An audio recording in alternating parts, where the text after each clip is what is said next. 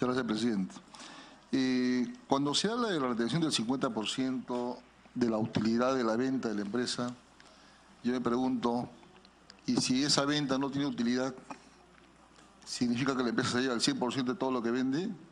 Entonces, un tema que también tiene que ser precisado. Ahora, dije en una anterior participación de que en todos los proyectos, cuando uno hace su oferta económica, siempre pone un porcentaje por gastos de administración y otro porcentaje de las utilidades. Pero como estos contratos han sido productos de actos de corrupción, como ya se ha evidenciado, obvio que acá hay sobrevaloraciones. Entonces, por eso es que yo le decía anteriormente que es necesario que se nombre un administrador por cada proyecto, porque el administrador va a tener facultades de administrar todo el dinero que ingresa y que sale. Va a poder de repente garantizar la cadena de pagos a los trabajadores, a los proveedores, entre otros. Pero si vamos a dejar que la empresa continúe manejando, señores ministros, señor presidente, porque no es suyo, vamos a llegar a lo mismo que hemos llegado con 003. Entonces, ¿cuáles son los mecanismos que garanticen realmente todos esos pagos? Todo el control adecuado. Yo estoy seguro que si hubiera un administrador judicial o un administrador con facultades de representación de la empresa para cada proyecto, de repente la recaudación no va a ser el 10%, puede ser un porcentaje mayor.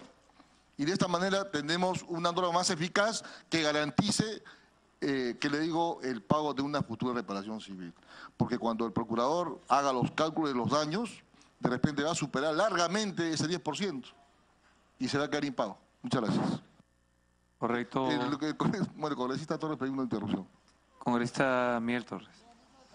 Presidente, no obstante que se acaba de retirar el congresista Lescano, pero la ministra no le respondió, porque el congresista Lescano lo que estaba diciendo dentro de todo su discurso era si es que se ha analizado algunos otros mecanismos que no sea la inaplicación de la norma a quienes participen como colaboradores, ¿no? La otra pregunta que le hizo, que increíblemente me parece interesante, es ¿por qué se está implementando el silencio positivo administrativo? Ahí sí creo que ha dado en la llaga importante, ¿eh? Ojo, ¿eh? Acá se está estableciendo que si en 20 días el Ejecutivo no dice nada respecto de una transferencia de activos, procede. Y la verdad es que en estos temas nos han demostrado que la agilidad no es una característica del Ejecutivo. O sea, quiere decir que después de 20 días vamos a ver una fuga de activos totales. Lo que me lleva a una pregunta que siempre he querido hacer y nunca me la ha respondido la ministra Marisol Perestello ni el premier Zavala. ¿Cuántos activos se han transferido y han pasado así por la vista del Ejecutivo y no hemos podido hacer retenciones o limitarlas? Y lo otro que también le ha preguntado el congresista Lescano es cómo evitar la presencia de testaferros, ¿no?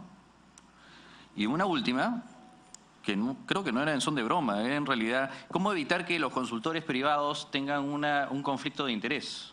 Porque claro, sí, yo también he leído en varias oportunidades que se está señalando ahí de que serían consultores privados los que harían las estimaciones, el procedimiento y todo lo demás. Entonces, tenemos un justificado temor de que esos consultores privados no sepan distinguir lo público de lo privado. Entonces, creo que dentro del discurso del congresista Lescano estos puntos serán interesantes. Correcto. La ministra desea la respuesta. Presidente, la corriente electoral también pidió la interrupción. ¿Perdón? La corriente electoral también pidió interrupción. Sí.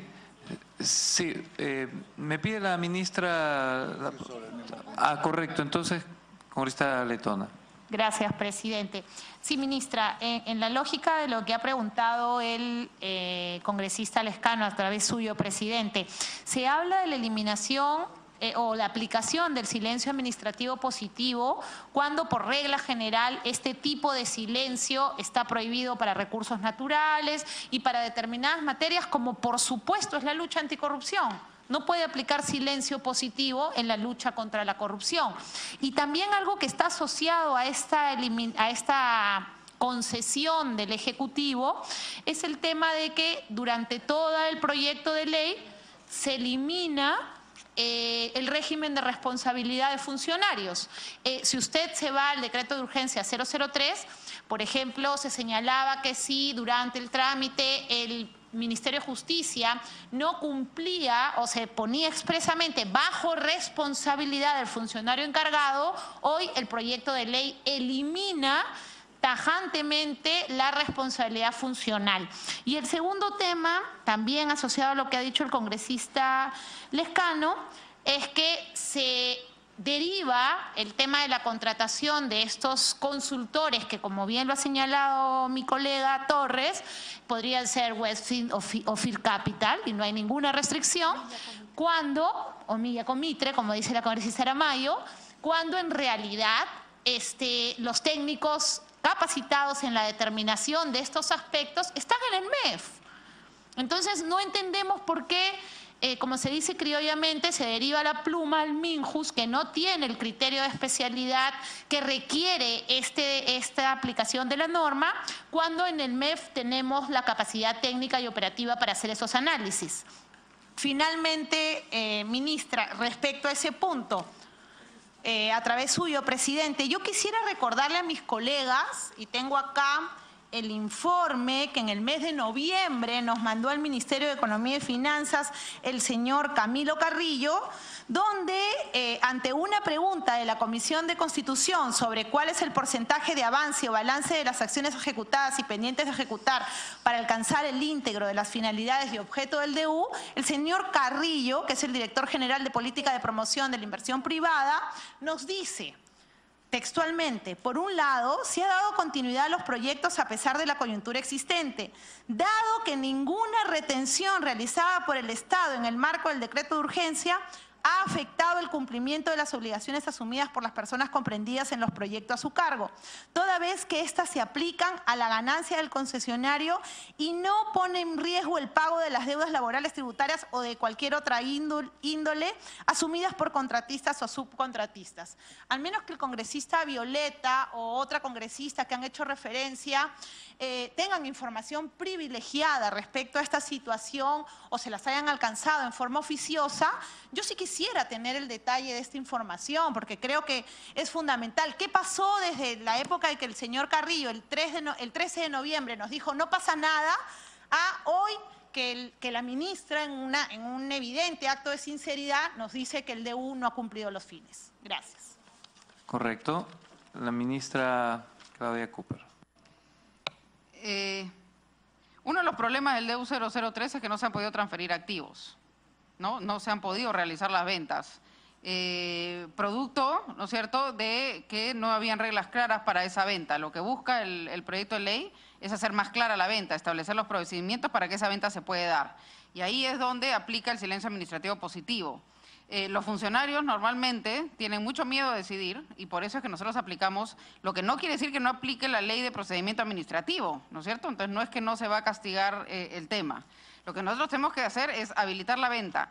Ojo, que para que esa venta se dé, obviamente tiene que pasar por el Estado. El MINJUS lo hace con opinión favorable del Ministerio de Economía y del sector correspondiente. Entonces no es solamente el MINJUS el que decide.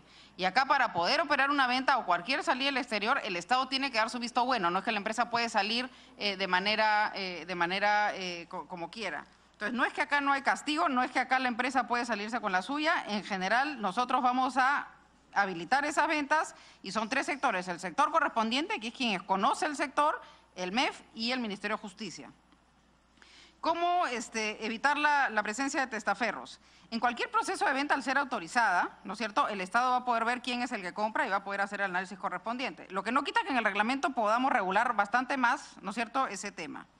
Finalmente, evitar que los consultores tengan conflictos de interés. Eso es algo que sí claramente nos preocupa. Nosotros hemos hecho mención en la ley, ¿no es cierto?, que tendría que ser una consultora de prestigio y podemos regular en el reglamento también exactamente qué tipo de consultora puede ser y regular efectivamente que no haya ningún tipo de conflicto de interés y que la empresa no esté envuelta en ningún proceso. Lo podemos aclarar en el reglamento. Está en uso de una interrupción, congresista Letona, adelante. Gracias. Solamente para que nos quede claro a todos los congresistas. Entonces, ¿mantendrían en el texto la eliminación del silencio positivo y la referencia a la eliminación del régimen de responsabilidad administrativa? Entiendo por lo que me ha contestado la ministra. Para precisar, ministra, esa repregunta de la congresista letona. Como dije, el silencio administrativo positivo busca resolver justamente el problema que generó el DU 003, lo que no quita que la responsabilidad del funcionario esté en la Ley de Procedimiento Administrativo General. Cada venta y cada salida del exterior tiene que ser aprobada por el Estado. Acá nadie puede sacar el tema. Lo que podemos hacer y vamos a hacer es precisar mucho más en el reglamento para evitar, uno, que hayan vinculadas o testaferros o lo que sea, o que el funcionario no cumpla con los deberes que tiene que cumplir. Una interrupción, está en uso de la palabra el congresista Mantilla. Usted le pidió la primera interrupción y hemos continuado, pero no hay problema. Le toca luego a la congresista letona el uso de la palabra.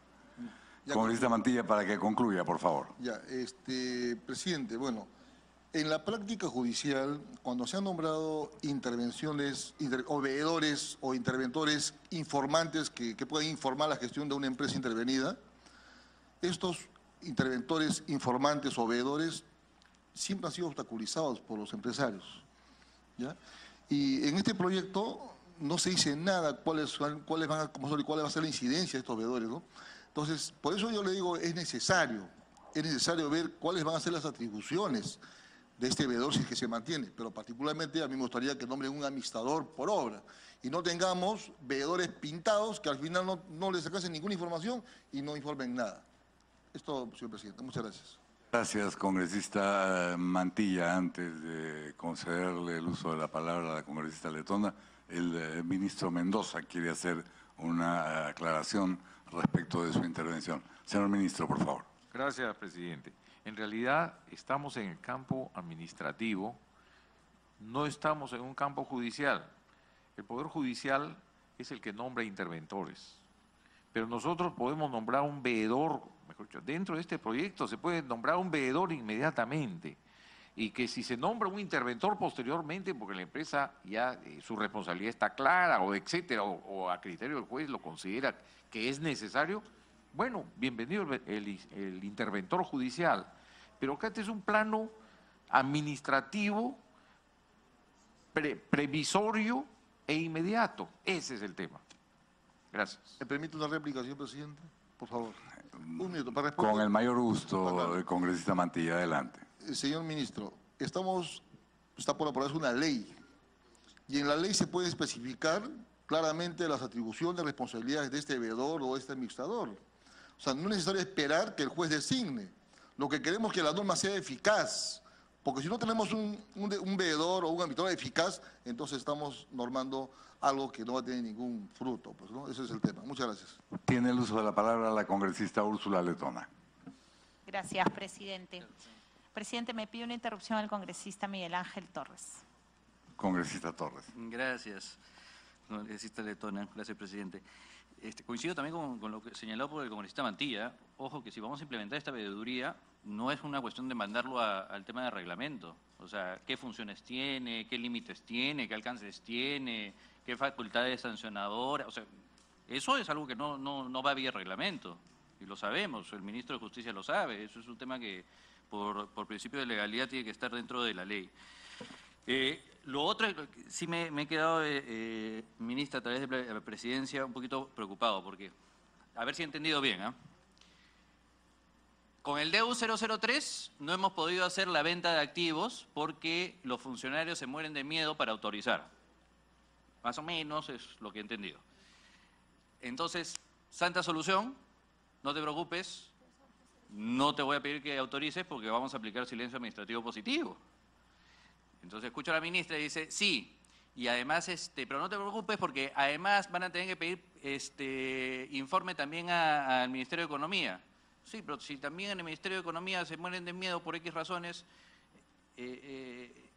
entonces esa es la razón por la cual estamos quitando la responsabilidad de los funcionarios o otorgando este silencio positivo administrativo. O sea, como no han tenido la valentía de firmar la valentía o quizás también porque han visto que algo raro está pasando en esas transferencias, vamos a aplicar silencio positivo administrativo. ¿Esa es la solución? El ministro Mendoza va a responder la inquietud expresada por el congresista Torres. Adelante, ministro. Señor presidente, probablemente sí haya habido temor, como señala el congresista, en esa legítima inquietud que tiene, bueno, estas ventas, ¿quién va a autorizar? ¿Por qué los 20 días? Con los 20 días realmente es un tema debatible, ¿no? Por la cuestión de la morosidad de la burocracia. Pero no ha habido, por lo menos en la gestión, desde que yo la conozco, no ha habido ese temor. No ha habido ese temor de la venta. Lo que ocurre es que en el 003 original aparecía que la venta la autorizaba el ministro de Justicia, ante sí mismo autorizaba la venta, y eso tampoco era lo lógico. Por eso es que ahora se ha implementado una serie de consultas y autorizaciones intersectoriales con gente técnica, e incluso se autoriza lo que tanto le inquietaba al congresista Lescano, de poder tener una asesora internacional que no esté involucrada, por supuesto, en los temas de debate. Pero la cuestión era que el resultado ha sido, congresista, que no se ha vendido nada, porque no quieren vender. ¿Para qué vender? Esa es la cuestión, salvo cuando llegue a una etapa X en el juicio correspondiente y se les obligue a rematar, que será no sé cuántos años pasarán para que lleguemos a esa etapa. Mientras tanto, nosotros podíamos autorizar la venta y reteníamos ese porcentaje. Ese ha sido el motivo. Y además, tendríamos que expurgar cada venta los cargos que se han pretendido pasar como cargos o deudas del proyecto, por ejemplo, para poder disminuir esa participación. Entonces, creo que estamos acá tomando, antes de que haya un remate judicial, que esas son etapas a largo plazo, este es un procedimiento que permite que funcionen las empresas y pueda disponerse y el Estado cobrarse de futuras reparaciones. Ese es el espíritu de esta norma. Congresista Letona, está en uso de la palabra. Gracias, presidente. Presidente, a través suyo, durante la exposición de la señora ministra se hace referencia a este nuevo procedimiento de colaboración eficaz, lo ha también detallado el ministro de Justicia, y se dispone que será el Ministerio Público el que aplique el porcentaje de inaplicación de la ley en caso se expida, que tendrá la empresa beneficiaria de la colaboración eficaz. Sin embargo, yo he revisado y entiendo que por la premura el texto no tiene ninguna opinión, pero al menos sabemos si el Ministerio Público está en capacidad de asumir esta obligación. O sea, ¿podrá el Ministerio Público, que hasta el día de hoy ha tenido una actuación más que criticable respecto a las investigadas, a las consorciadas, podrá el Ministerio Público, qué arma tan discrecional le estamos dando al Ministerio Público para que use en qué medida o el grado de aplicación de este proyecto de ley? A mí me aterra pensar que le estamos dando esta arma al Ministerio Público porque no existe ningún parámetro para esa exoneración. Podría ser que el Ministerio Público diga que no se le aplica ninguna de las disposiciones de este decreto por el simple hecho, o de esta ley, perdón, por el simple hecho de que acusó o señaló a alguien en la colaboración eficaz. Ese es un tema que creo que, con todo respeto, los ministros deberían evaluar. Insisto, presidente, a través suyo, creo que aplicar el silencio administrativo positivo a esta clase de procedimientos es un error. Lo advertimos, coincido con el congresista Lescano, en que y con el congresista Torres, de que este tema podría ser nefasto, podría significar no solamente, como lo han señalado los ministros, el temor del funcionario público de firmar, sino también en el caso de la existencia de funcionarios corruptos que simplemente dejan pasar el tiempo para que opere el silencio positivo y, como ha señalado la ministra también, se derive al régimen general del procedimiento administrativo disciplinario, que ya sabemos que en el Perú no opera. Al final, la impunidad. Me pide una segunda interrupción el congresista Torres. Congresista Miguel Torres. Gracias, presidente. No, y lo peor es que estoy haciendo memoria de lo que he estado revisando el fin de semana el proyecto de ley, y no solamente hay silencio administrativo positivo en la venta, sino que me acabo de acordar de que algo me llamó más la atención, y es la transferencia al exterior. Ojo ahí. O sea, no solamente estoy aplicando silencio administrativo positivo cuando la empresa dice quiero transferir a un tercero mis bienes. Ya, si el ministerio no contesta en los 20 días, transfiéralo libremente. Pero me acabo de acordar de que además dice, si es que la empresa, y estamos hablando de la que ha sido sentenciada o la confesa, quiere transferir dinero al extranjero, tiene que solicitar solicitar la autorización. Pero si no dicen nada en 20 días, libre, que salga el dinero. Y claro, eso me parece súper delicado. La ministra de Justicia desea hacer la ministra de Economía. A ver, la responsabilidad no se elimina porque haya silencio administrativo positivo. Si un funcionario deja pasar el silencio administrativo positivo y el acto tiene un problema, le cae absolutamente todo el peso de la ley, exactamente igual de que se aprobó la norma. Lo único que busca eso es que se tome una decisión y que la decisión sea bien tomada con todas las reparaciones del caso. Congresista Miguel Torres. Muchas gracias, presidente. Gracias por la paciencia. Pero es que, a ver, pensemos mal, ¿no? Porque tengo una empresa que quiere sacar 100 millones de dólares, ¿sí?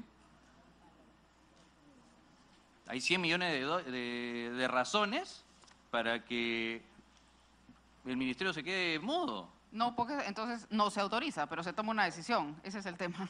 Claro, lo que pasa es que voy a tener al funcionario diciendo, no, es que si yo lo paro, no, seguramente no me van a ver con buenos ojos. Si yo me quedo callado, mejor. Sí, claro, podré seguir todo un procedimiento administrativo y todo lo demás, ya para lo cual me habré ido a Estados Unidos como algún presidente y a ver que me traigan acá después de 5, 10, 15, 20 años. O sea, somos incapaces de tener un expediente que nos permita extraditar a un expresidente de la República donde ya las evidencias y las pruebas están por todos lados. O sea, pensemos pues un poquito con los pies en la tierra, ¿no? Si la empresa ve acá una oportunidad para retirar el dinero, pues seguramente van a haber muchísimas razones, 100 millones de razones para decirle al funcionario que se quede callado y aplique el silencio administrativo positivo. Yo creo que es bien delicado este tema, la verdad, presidente. Gracias. Y ahí sí creo que es necesario, presidente, discrepar, porque la idea de este debate es justamente poderle advertir al Ejecutivo cuáles son los temas de fondo de este proyecto de ley que no vemos viable.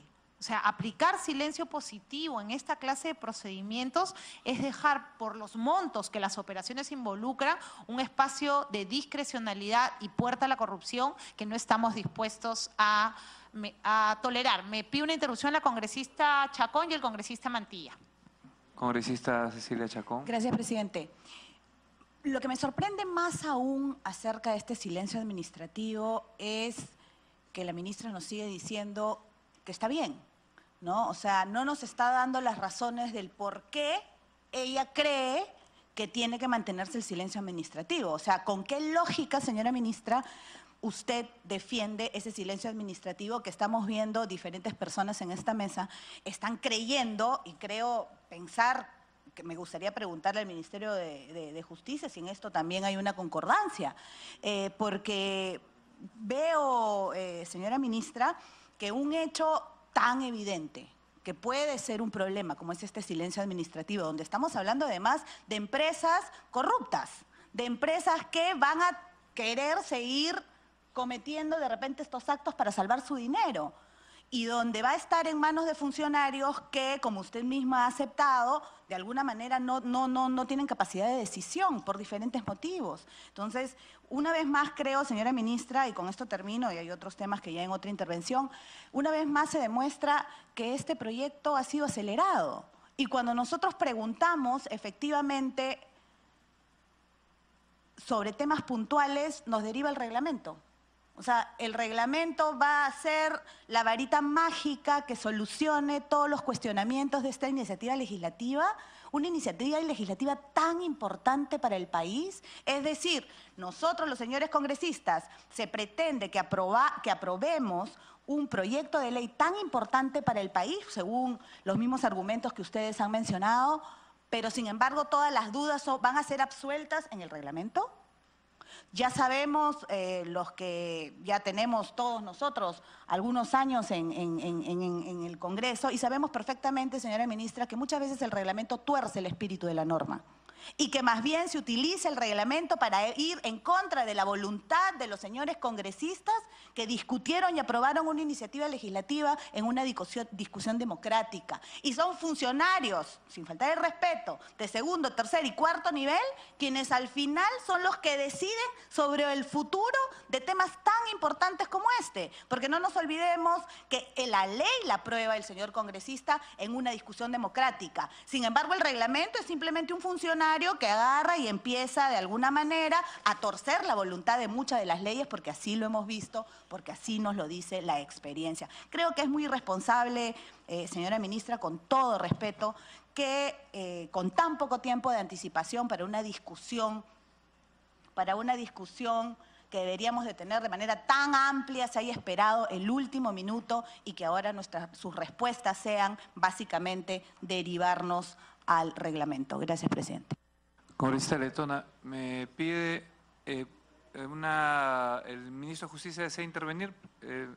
Previamente el congresista Mantilla pide una interrupción. Luego del congresista Mantilla, el ministro de Justicia. Muchas gracias, presidente.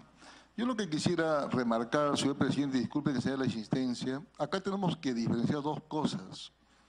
¿Qué cosa es una investigación preliminar y qué actos se pueden disponer en una investigación preliminar? ¿Y qué cosa es una investigación formalizada, con acusación, juicio oral, entre otros? ¿Ya? En la investigación preliminar, como dije yo en la primera intervención, el 003 podía haber sido útil, pero en la formalizada, el juez y el fiscal tienen la potestad de pedirle al juez que dicte medidas cautelares, que es lo que se quiere evitar.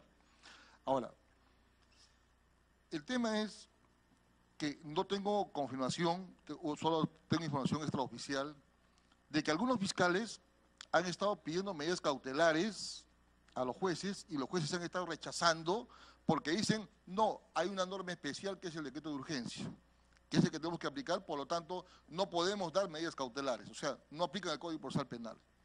Entonces, y si ahora ya están formalizadas las investigaciones y si el fiscal quiere pedir una medida cautelar y los jueces salen con ese mismo criterio, es decir, tenemos una ley especial para este caso, por lo tanto no podemos recurrir al Código Procesal Penal, entonces vamos a limitar la actuación del juez.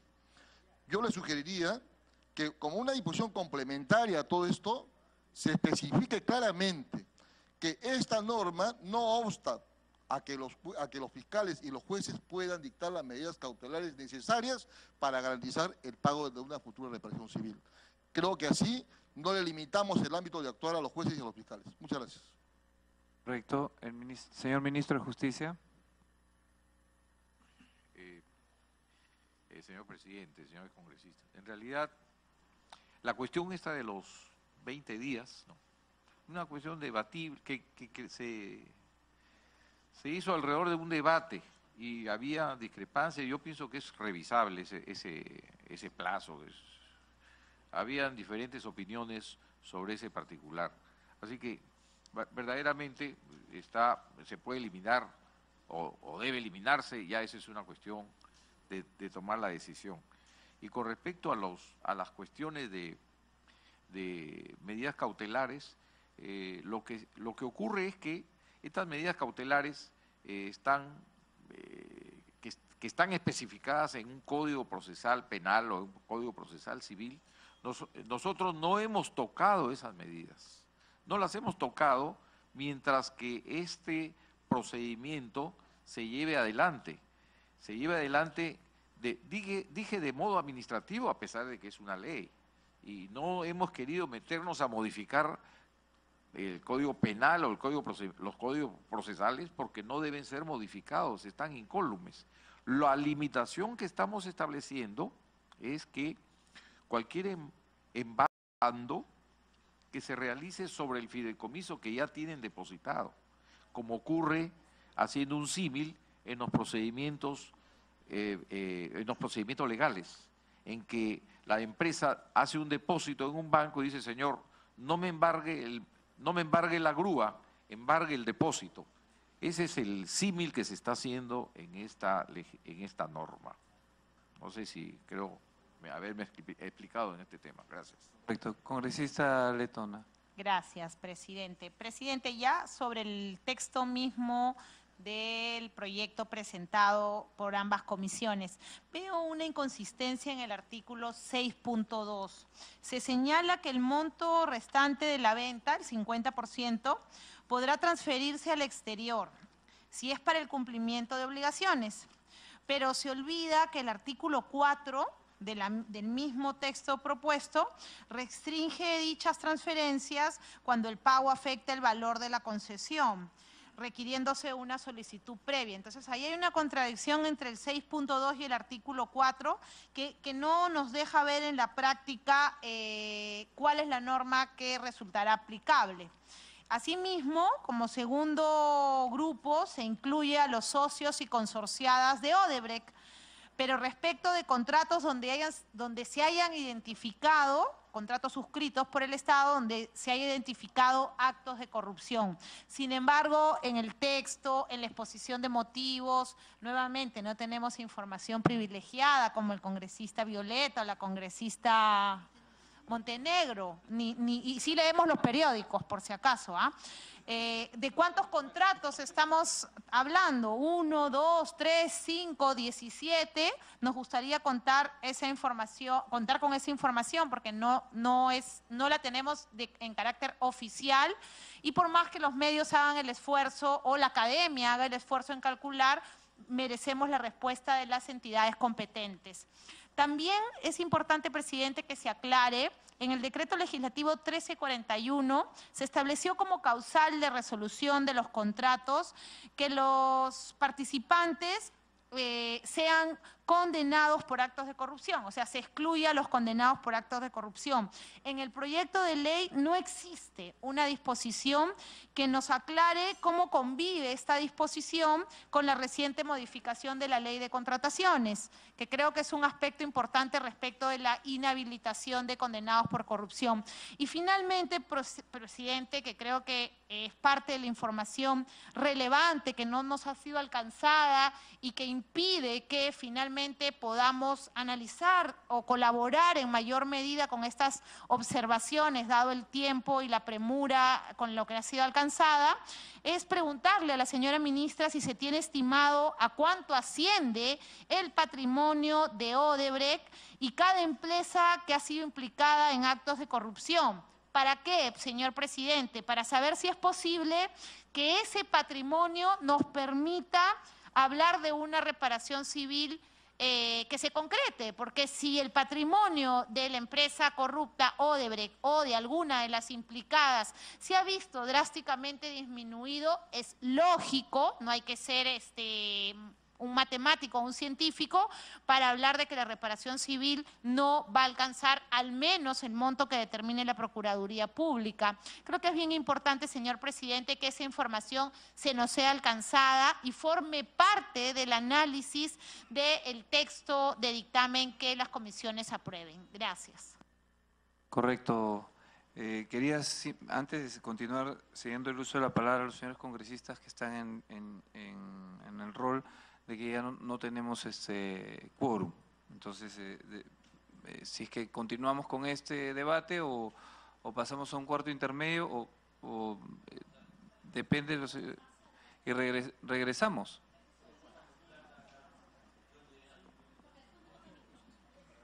Pero quizá aprovechemos ese cuarto intermedio para incorporar algunas de las propuestas que han sido hechas y han sido aceptadas por los ministros para poder votar, si tuviéramos el quórum respectivo, un texto sustitutorio a partir, digamos, 3 de la tarde. ¿Les parece bien? Muy bien. Entonces hacemos un cuarto intermedio, rogándoles por favor a quienes se han retirado seguramente para cumplir con el deber de los sagrados alimentos, que a las 3 de la tarde podamos reincorporarnos y podamos incluir las sugerencias hechas por diversos congresistas y que han sido aceptadas por los ministros. Señores congresistas, señor... Pues que si es 3:30 vas a arrancar a las 4, 3 de la tarde. Gracias, señores ministras, gracias, señores congresistas. Volvemos a las 3 de la tarde.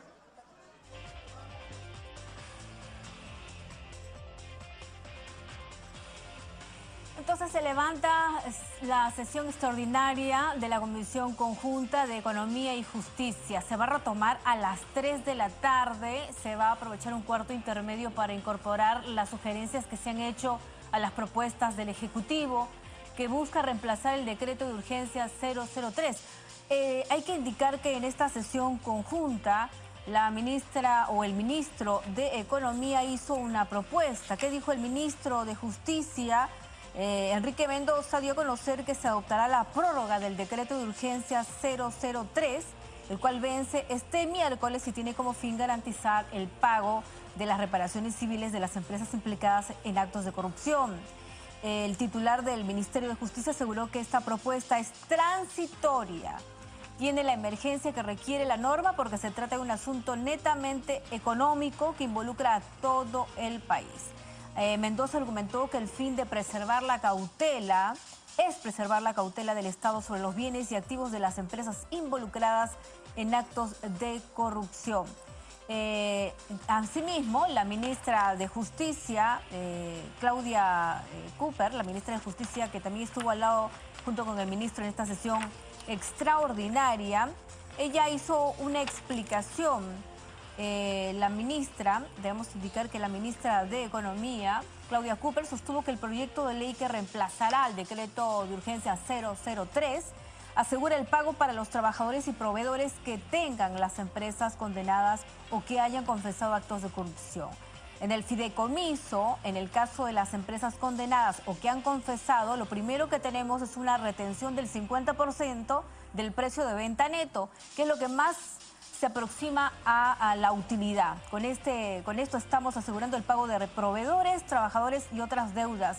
Explicó que el precio de venta es básicamente el valor de la empresa menos las deudas que están asignadas al proyecto involucrado. Bien, los congresistas, como han podido ver, tanto de Acción Popular como de Fuerza Popular, y también hemos escuchado congresistas de Peruanos por el Cambio, ellos han expresado sus opiniones. Hay preocupación por parte de la bancada de Acción Popular y Fuerza Popular de que no vaya a cumplir con sus objetivos. Han criticado los logros del decreto 003 y que está por vencerse. Luego de haber escuchado las opiniones y las respuestas de los ministros tanto de Economía como de Justicia, el congresista Guido Lombardi, quien preside la Comisión de Economía, dijo entonces que a las 3 de la tarde se retoma y se hace un análisis a ver si se incorporan algunas de estas sugerencias. Les recordamos que a las 4 de la tarde, atención, hay junta de portavoces.